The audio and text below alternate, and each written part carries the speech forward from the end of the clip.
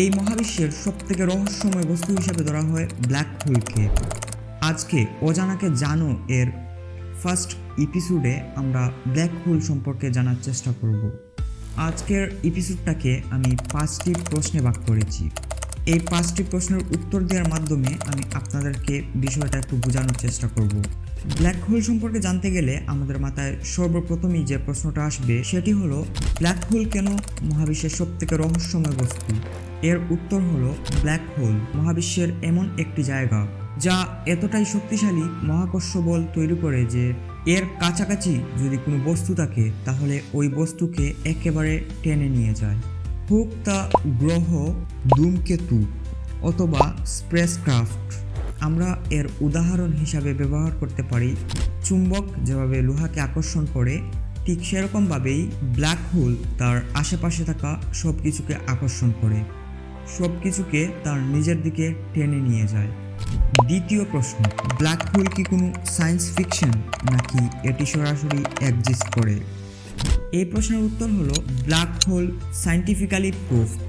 1916 সালে Albert Einstein তার general theory of relativity তত্ত্ব দিয়ে ধারণা করেন ব্ল্যাক হোল থাকা সম্ভব।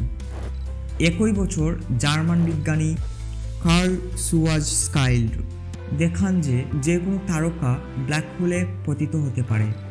1998 সালে নভোচারীরা প্রমাণ করেন যে ব্ল্যাক হোল বলতে কিছু একটা আছে।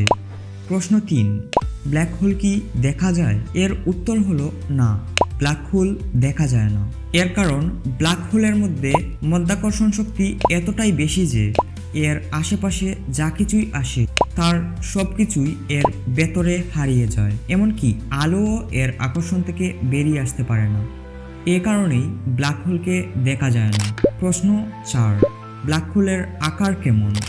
সবচেয়ে বেশি বড় ব্ল্যাক হোল আমাদের সূর্য থেকে 40 বিলিয়ন বা 400 কোটি গুণ বাড়ি হয়ে থাকে।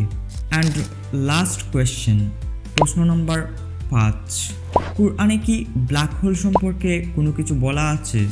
হ্যাঁ, কুরআনে ব্ল্যাক হোল সম্পর্কে বলা আছে। এটা অবাক করার মতন হলেও সত্য। আল কুরআনের 56 নম্বর সূরা ওয়াকিয়ার 75 নম্বর আয়াতে বলেন, শপথ করছি নক্ষত্রসমূহের পতিত হওয়ার স্থানের, অবশ্য এটা মহাকাশ পথ, যদি তোমরা জানতে।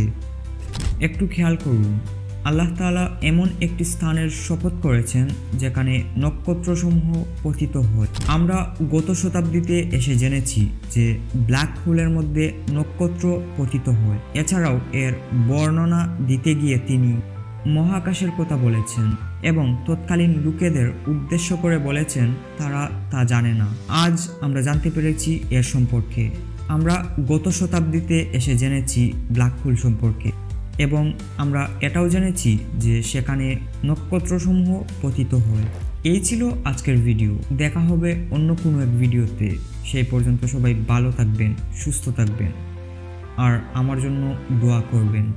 আল্লাহ হাফেজ।